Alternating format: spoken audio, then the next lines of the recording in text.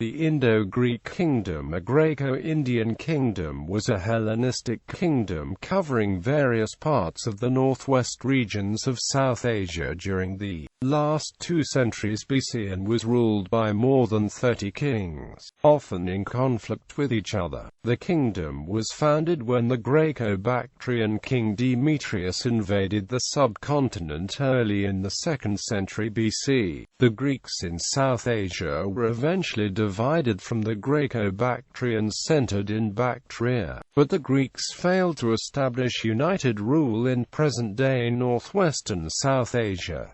The most famous Indo-Greek ruler was Menander. He had his capital at Sakla in the Punjab. The expression Indo-Greek Kingdom loosely describes a number of various dynastic polities, traditionally associated with a number of regional capitals like Taxila, Pushkalavati and Sagala. Other potential centers are only hinted at. For instance, Ptolemy's Geographia and the nomenclature of later kings suggest that a certain Theophila in the south of the Indo-Greek sphere of influence may also have been of Satrapal, a royal seat at one time. During the 2 centuries of the rule, the Indo-Greek kings combined the Greek and Indo-Iranian languages and symbols, as seen on their coins, and blended Hindus, Buddhist and ancient Greek religious practices, as seen in the archaeological remains of the cities and in the indications of the support of Buddhism, pointing to a rich fusion of Indian and Hellenistic influences. The diffusion of Indo-Greek culture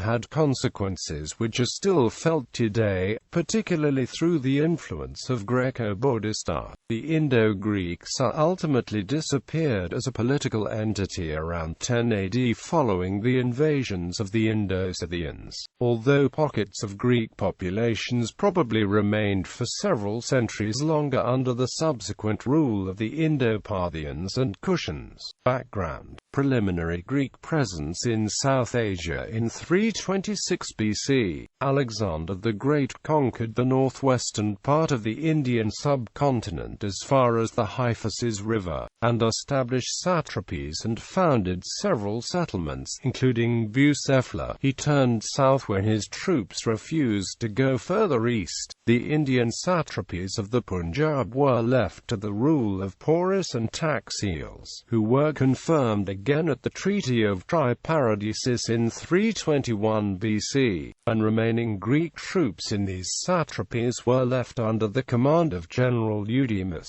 After 321 BC, Eudemus toppled Taxiles, until he left India in 316 BC. Another general also ruled over the Greek colonies of the Indus, Phaethon, son of Jenna, until his departure for Babylon in 316 BC. In 3005 BC, Seleucus I led an army to the Indus, where he encountered Chandragupta. The confrontation ended with a peace treaty and an intermarriage agreement, meaning either a dynastic marriage or an agreement for intermarriage between Indians and Greeks.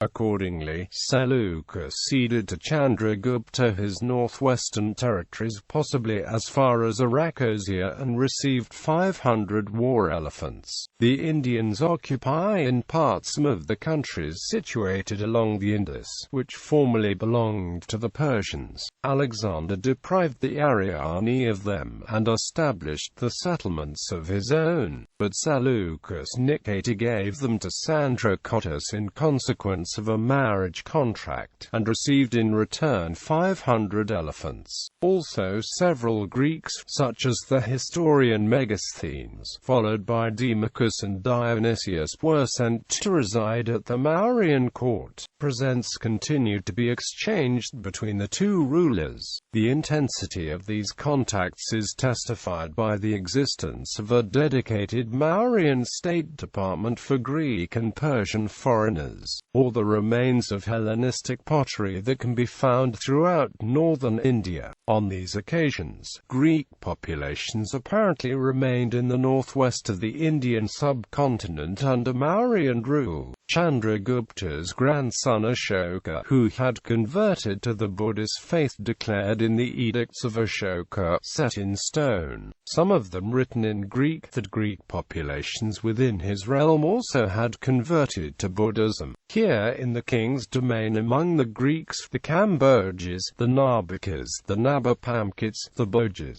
the Pitanikas, the Andhras and the Palidas. Everywhere people are following beloved of the gods' instructions in Dharma. In his edicts, Ashoka mentions that he had sent Buddhist emissaries to Greek rulers as far as the Mediterranean, and that he developed herbal medicine in the territories, for the welfare of humans and animals. The Greeks in India even seem to have played an active role in the propagation of Buddhism. Some of the emissaries of Ashoka, such as Dharmaraksita, or the teacher Mahadharmaraksita, are described in Pali sources as leading Greek Buddhist monks active in Buddhist proselytism. It is also thought that Greeks contributed to the sculptural work of the pillars of Ashoka, and more generally to the blossoming of Mauryan art. Again in 206 BC, the Seleucid Emperor Antiochus led an army to the Kabul Valley, where he received war elephants and presents from the local king Sophagasianus. He crossed the Caucasus and descended into India, renewed his friendship with Sophagasianus the king of the Indians, received more elephants, until he had 150 altogether, and having once more provisioned his troops, set out again personally with his army, leaving Androsthenes of Cyzicus the duty of taking home the treasure which this king had agreed to hand over to him. One that is the Caucasus Indicus Aparopomesis. Mod. Hindu Kush. Greek rule in Bactria. Alexander had also established several colonies in neighboring Bactria, such as Alexandria on the Oxus and Alexandria of the Caucasus. After Alexander's death in 323 BC, Bactria came under the control of Seleucus I Nicator, who founded the Seleucid Empire. The Graeco-Bactrian Kingdom was founded when Demetrius, the satrap of Bactria, seceded from the Seleucid Empire around 250 BC. The preserved ancient sources are somewhat contradictory, and the exact date of Bactrian independence has not been settled. Somewhat simplified, there is a high chronology and a low chronology for Diodorus' secession. The high chronology has the advantage of explaining why the Seleucid king Antiochus II issued very few coins in Bactria, as Diodorus would have become independent there early in Antiochus's reign. On the other hand, the low chronology, from the mid-240s BC, has the advantage of connecting the secession of Diodorus with the Third Syrian War, a catastrophic conflict for the Seleucid Empire. Diodorus, the governor of the 1,000 cities of Bactria, defected and proclaimed himself king. All the other people of the Orient followed his example and seceded from the Macedonians. The new kingdom, highly urbanized and considered as one of the richest of the Orient, was to further grow in power and engage into territorial expansion to the east and the west. The Greeks who caused Bactria to revolt grew so powerful on account of the fertility of the country that they became masters, not only of Ariana, but also of India, as Apollodorus of Artemita says, and more tribes were subdued by them than by Alexander. The cities were Bactra and Dapsa and several others. Among these was Eucratidia, which was named after its ruler. When the ruler of neighboring Parthia, the former satrap and self-proclaimed king Andragoras, was eliminated by Arsaces, the rise of the Parthian Empire cut off the Graeco-Bactrians from direct contact with the Greek world. Overland trade continued at a reduced rate, while sea trade between Greek Egypt and Bactria developed. Diodorus was succeeded by his son Diodorus II, who allied himself with the Parthian Arsaces in his fight against Seleucus II. Soon after, relieved by the death of Diodotus, Arsaces made peace and concluded an alliance with his son, also by the name of Diodotus. Some time later he fought against Seleucus, who came to punish the rebels, and he prevailed. The Parthians celebrated this day as the one that marked the beginning of their freedom. Euthydemus,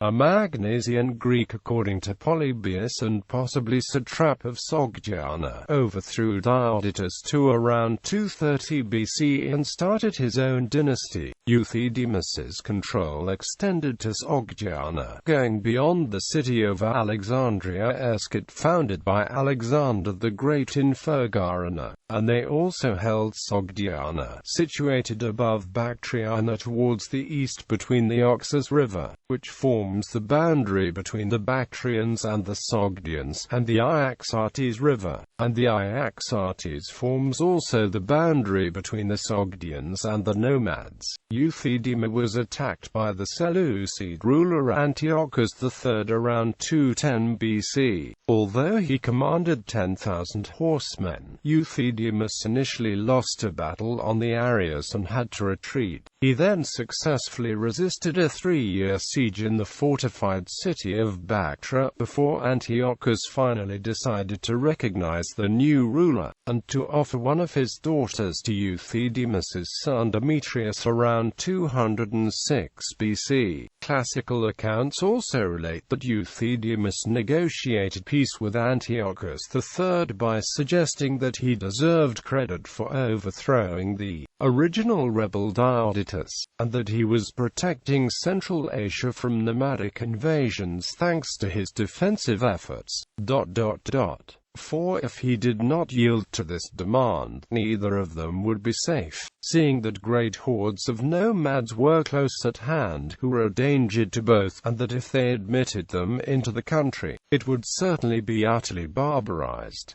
Following the departure of the Seleucid army, the Bactrian kingdom seems to have expanded. In the west, areas in northeastern Iran may have been absorbed, possibly as far as into Parthia, whose ruler had been defeated by Antiochus the Great.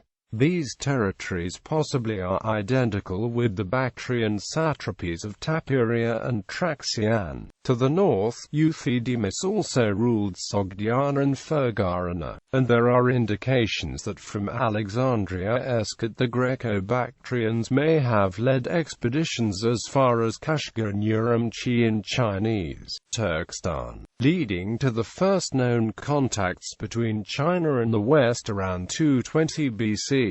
The Greek historian Strabo too writes that they extended their empire even as far as the Seers and the Phryne. Several statuettes and representations of Greek soldiers have been found north of the Tian Shan, on the doorstep to China, and are today on display in the Xinjiang Museum at Urumqi. Greek influences on Chinese art have also been suggested. Designs with rosette flowers, geometric lines, and glass inlays, suggestive of Hellenistic influences, can be found on some early Han Dynasty bronze mirrors. Numismatics also suggest that some technology exchanges may have occurred on these occasions. The Graeco-Bactrians were the first in the world to issue copro-nickel coins, an alloy technology only known by the Chinese at the time under the name white copper. The practice of exporting Chinese metals, in particular iron, for trade is attested around that period. Kings Euthydemus II, Agathocles and Pantaleon made these coin issues around 170 BC. In it has alternatively been suggested that a nickeliferous copper ore was the source from mines at Anorak. Copper-nickel would not be used again in coinage until the 19th century. The presence of Chinese people in the Indian subcontinent from ancient times is also suggested by the accounts of the Chinas in the Mahabharata and The Manusmriti, the Han Dynasty explorer and ambassador Zhang Qian visited Bactria in 126 BC, and reported the presence of Chinese products in the Bactrian markets. When Un was in Bactria, Zhang Qian reported I saw bamboo canes from Qiong and cloth made in the province of Shu. When I asked the people how they had gotten such articles, they replied, our merchants go buy them in the markets of Chengdu. Upon his return, Zhang Qian informed the Chinese Emperor Han Wudi of the level of sophistication of the urban civilizations of Fergana, Bactria and Parthia, who became interested in developing commercial relationship there. The Son of Heaven, on hearing all this, reasoned thus: Fergana and the possessions of Bactria and Parthia are large countries, full of rare things, with a population living in fixed abodes and given to occupations somewhat identical with those of the Chinese people, and placing great value on the rich produce of China. A number of Chinese envoys were then sent to Central Asia, triggering the development of the Silk Road from the end of the 2nd century BC. The Indian Emperor Chandragupta, founder of the Mauryan dynasty, had reconquered northwestern India upon the death of Alexander the Great around 322 BC. However, contacts were kept with his Greek neighbors in the Seleucid Empire, a dynastic alliance of the recognition of intermarriage between Greeks and Indians were established, and several Greeks, such as the historian Megasthenes, resided at the Mauryan court. Subsequently, each Mauryan emperor had a Greek ambassador at his court. Chandragupta's grandson Ashoka converted to the Buddhist faith and became a great proselytizer in the line of the traditional Pali canon of Theravada Buddhism, directing his efforts towards the Indian and the Hellenistic worlds from around 250 BC. According to the edicts of Ashoka, set in stone, some of them written in Greek, he sent Buddhist emissaries to the Greek lands in Asia and as far as the Mediterranean. The edicts name each of the rulers of the Hellenistic world at the time. The conquest by Dharma has been won here on the borders, and even 600 yoanas away, where the Greek king Antiochus rules. Beyond where the 4 kings named Ptolemy, Antigonos, Magas and Alexander rule, likewise in the south among the Kolas, the Pandyas, and as far as Tamrapani. Some of the Greek populations that had remained in northwestern India apparently converted to Buddhism. Here in the king's domain among the Greeks, the Kambojas, the Nabakas, the Nabapamkits, the Bhojas, the Pitanikas, the Andhras and the Palidas. Everywhere people are following beloved of the gods' instructions in Dharma. Furthermore, according to Pali sources, some of Ashoka's emissaries were Greek Buddhist monks, indicating close religious exchanges between the two cultures. When the Thirumogalaputta, the illuminator of the religion of the conqueror, had brought the council to an end, he sent forth Theris, one here and one there, and to Aparantaka he sent the Greek name Damarakita, and the Thirumaharakita he sent into the country of the Yona. Graeco-Bactrians probably received these Buddhist emissaries and somehow tolerated the Buddhist faith, although little proof remains. In the 2nd century AD, the Christian dogmatist Clement of Alexandria recognized the existence of Buddhist Sramanas among the Bactrians, and even their influence on Greek thought. Thus philosophy, a thing of the highest utility, flourished in antiquity among the barbarians, shedding its light over the nations, and afterwards it came to Greece. First in its ranks were the prophets of the Egyptians, and the Chaldeans among the Assyrians, and the Druids among the Gauls, and the Sramanas among the Bactrians, and the philosophers of the Celts, and the Magi of the Persians, who foretold the Saviour's birth, and came into the land of Judea guided by a star. The Indian gymnosophists are also in the number, and the other barbarian philosophers, and of these there are two classes, some of them called Sramanas, and others Brahmins. Rise of the Shungas in India. The Maurya dynasty was overthrown around 185 BC when Pushyamitra Shunga, the commander-in-chief of Mauryan imperial forces and a Brahmin, assassinated the last of the Mauryan emperors Brihadratha. Pushyamitra Shunga then ascended the throne and established the Shunga Empire, which extended its control as far west as the Punjab. Buddhist sources, such as the Ashokavadana, mention that Pushyamitra was hostile towards Buddhists and allegedly persecuted the Buddhist faith. A large number of Buddhist monasteries were allegedly converted to Hindu temples, in such places as Nalanda, Bodh Gaya, Sarnath and Mathura. While it is established by secular sources that Hinduism and Buddhism were in competition during this time, with the Shungas preferring the former to the latter, historians such as Etienne Lamotte and Romulo Tharpe argue that Buddhist accounts of persecution of Buddhists by Shungas are largely exaggerated.